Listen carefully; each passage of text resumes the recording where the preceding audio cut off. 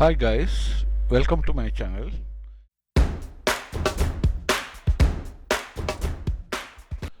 மீண்டும் நாங்கள் இன்றைக்கு ஒரு புதிய பாடத்தில் சந்திக்கிறோம். இன்றைய பாடம் கோயிங் டு இதை பற்றி நாங்கள் படிக்க போகிறோம். கோயிங் டுன்னா என்ன? நாங்கள் நிகழ்கால வாக்கியங்களை படிச்சிருப்போம். I am going to school அந்த மாதிரி வாக்கியங்கள் அமைச்சிருப்போம். இங்கே அந்த மாதிரி இல்லாமல் ஃப்யூச்சர் டென்ஸில் ஷேல் வில் பயன்படுத்தாமல் கோயிங் டுவை பயன்படுத்தி எவ்வாறு வாக்கியங்கள் அமைக்கிறது, எந்த சந்தர்ப்பத்தில் இந்த கோயிங் டுவை பாவிக்கிறது, அந்த மாதிரியான விடயங்களை நாங்கள் படிக்க போகிறோம்.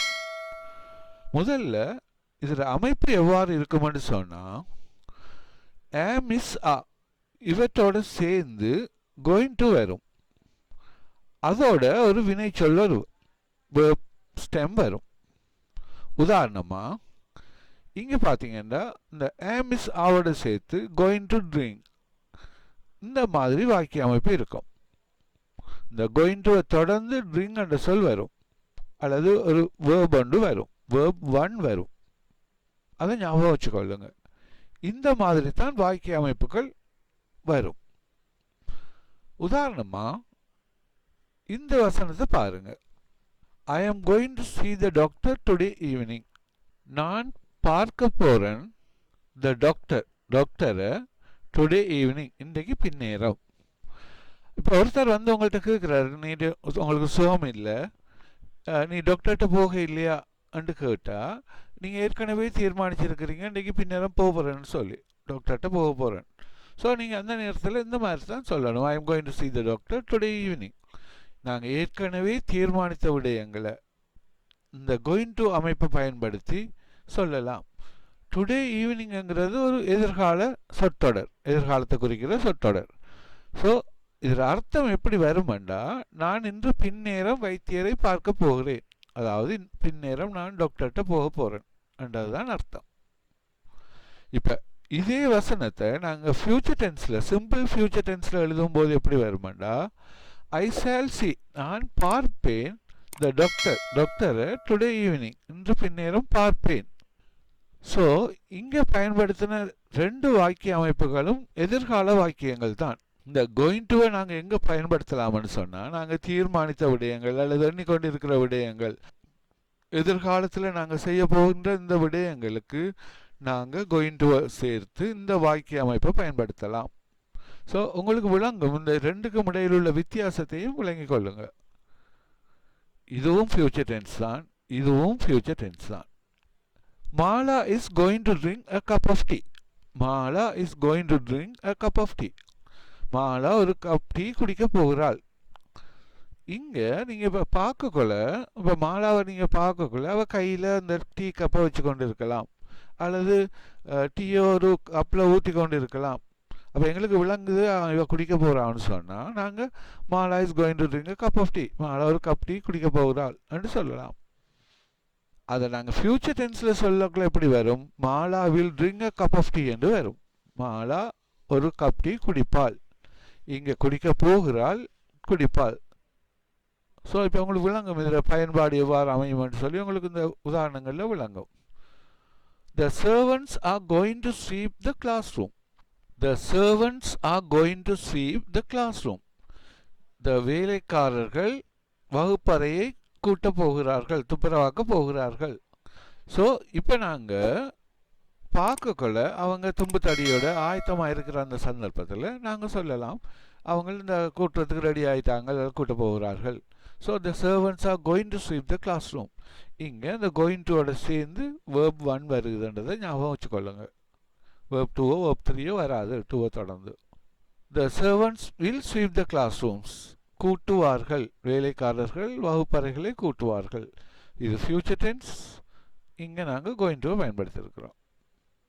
They are not going to have lunch till 2 o'clock. இப்போ நாங்கள் சொல்கிறது, இப்போ அவங்க 2 மணிக்கு இடையில் சாப்பிட மாட்டாங்க. ஸோ அந்த அர்த்தத்தில் தான் இது வரும். They are not going to have lunch till 2 o'clock. இங்கே நெகட்டிவ் ஃபார்மில் வந்துருக்குது. உங்களுக்கு தெரியும், ஆவை தொடர்ந்து நோட் வரும், இஸ்ஸை தொடர்ந்து நோட் வரும், ஏமை தொடர்ந்து வரும். அந்த அமைப்பில் தான் இது இருக்குது. இதே இதை future டென்ஸில் they will not have the lunch till 2 o'clock. 2 மணி வரைக்கும் சாப்பிட மாட்டார்கள்.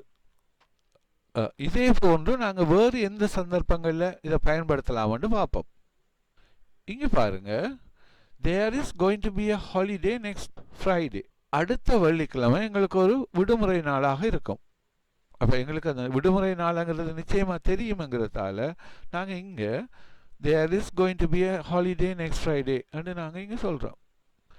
இதே போன்று நாங்கள் சொல்லலாம், it is going to be hot today.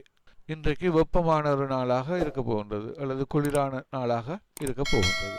So இந்த 4 உதாரணங்களையும் நாங்கள் கோயிங் டு எவ்வாறு பயன்படுத்துகிறேங்கிறது உங்களுக்கு விளங்கி இருக்கும்.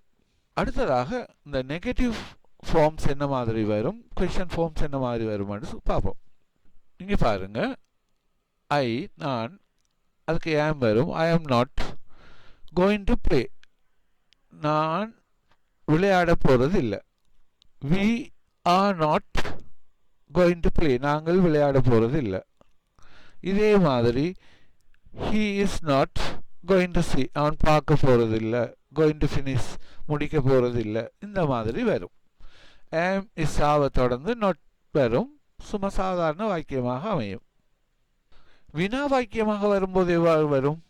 இந்த am is ஆவை வாக்கியத்தின் முன்னால் எடுக்கணும். am I, are we going to meet, நாங்கள் சந்திக்க போகிறோமா?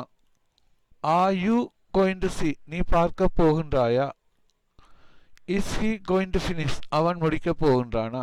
இந்த மாதிரி வினா வாக்கியங்கள் வரும். சிம்பிள் ப்ரெசன்ட் டென்ஸில் வந்த மாதிரி தான். ஸோ இந்த வாக்கிய அமைப்புகளை நாங்கள் நெகட்டிவ் ஃபார்ம்ஸ், கொஷன் ஃபார்ம்ஸ் இவற்றை எல்லாம் கொஞ்சம் கொஞ்சம் பாடமாக்கி வச்சுக்கொள்ளணும். வேறு வேறு வினைச்சொற்களை போட்டு நாங்கள் பேசி பழகணும். கொஞ்சம் உரத்து வாசிக்கணும். பார்க்காம நாங்கள் சொல்லி பார்க்கணும். அவ்வாறு பயன்படுத்தும் போது இவற்றை நாங்கள் இலகுவாக நாங்கள் உபயோகிக்கலாம். வாக்கியங்களில் பேசும்போதோ எழுதும்போதோ இலகுவாக எங்களுக்கு இந்த மாதிரியான அமைப்புகள் பயன்பாட்டுக்கு வரும்.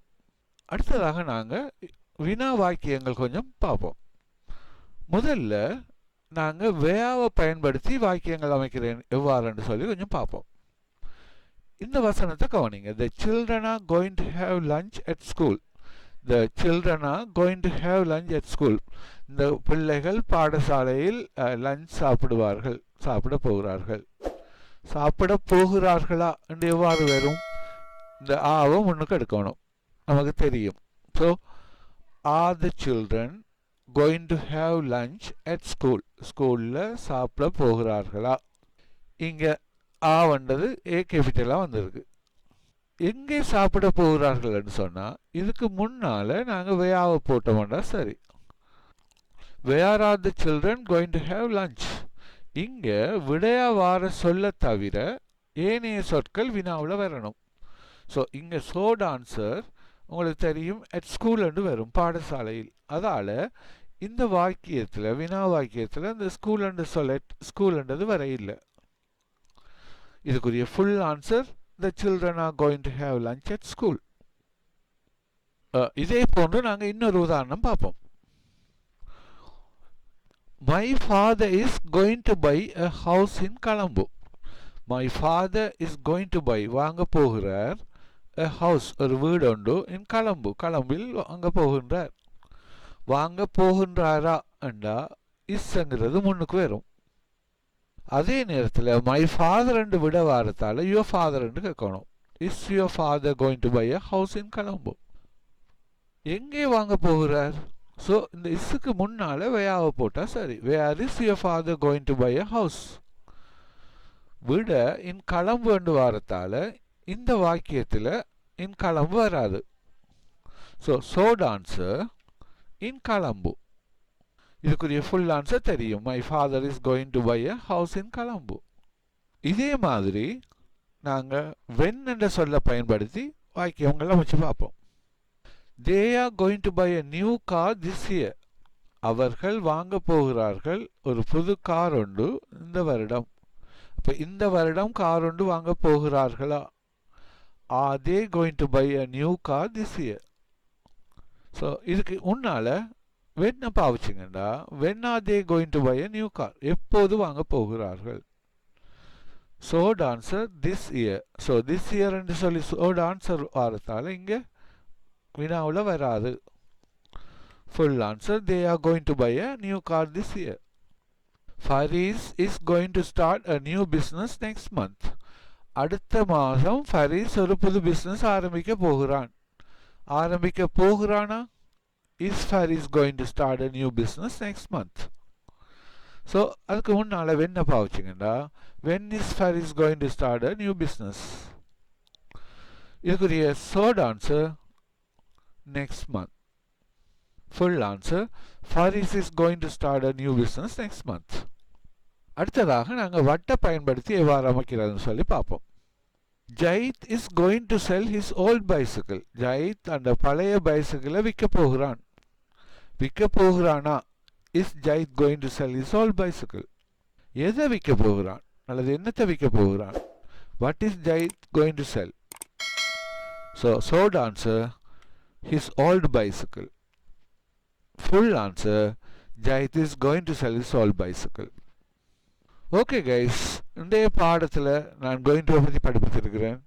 உங்களுக்கு இந்த பாடம் விளங்கி இருக்குமென்னு நினைக்கிறேன். இங்கே நான் நேரம் கருதி சில பயிற்சிகள் மட்டும்தான் நான் இங்கே காட்டியிருக்கிறேன். நீங்கள் மேலதிகமான சில பயிற்சிகளை தேடி செய்து கொள்ளுங்கள். குறிப்பாக இந்த மாதிரியான வாக்கிய அமைப்புகளை பாடமாக்கி கொள்ளுங்கள். தொடர்ச்சியாக அந்த மாதிரி கொஞ்சம் கொஞ்சம் பாடமாக்கி கொண்டு வரக்குள்ள எங்களுக்கு அந்த சொற்கள் ஈஸியாக பயன்பாட்டுக்கு வரும். நீங்கள் செய்து பாருங்கள். இந்த மாதிரி தொடர்ந்து முறையாக படித்து கொண்டு போகக்குள்ள ஆங்கிலம் உங்களுக்கு மிக இலகுவானதாக உங்களுக்கு மாறும். நினைக்கிற மாதிரி நாங்கள் கஷ்டம் இல்லாமல் ஆங்கிலத்தை படிக்கலாம். நான் அடுத்ததாக படிப்பிக்க இருக்கிற பாடம் பாஸ்ட் டென்ஸ். உங்களுக்கு தெரியும் பாஸ்ட் டென்ஸ்னு சொன்னால் இறந்த காலம். ஸோ இந்த பாடங்கள் தொடர்ச்சியாக வெளிவந்து கொண்டு இருக்கும். அதால் நீங்கள் சப்ஸ்கிரைப் பண்ணாதவங்க சப்ஸ்கிரைப் பண்ணி வச்சுருந்தீங்கன்னு சொன்னால் விடுபடாமல் இந்த பாடங்கள் தொடர்ச்சியாக உங்களை வந்து சேரும். இந்த பாடங்களை பற்றி அபிப்பிராயங்களை உங்களுக்கு விளங்குதா அல்லது வேறு மாதிரி படிப்பிக்கணுமா அல்லது என்ன மாதிரி இருக்குன்னு சொன்னீங்கன்னா அதுக்கேற்ற மாதிரி இனி வரப்போகிற பாடங்களை நான் தயார் செய்வேன். இந்த வீடியோ பார்த்ததுக்கு நன்றி. மீண்டும் சந்திப்போம்.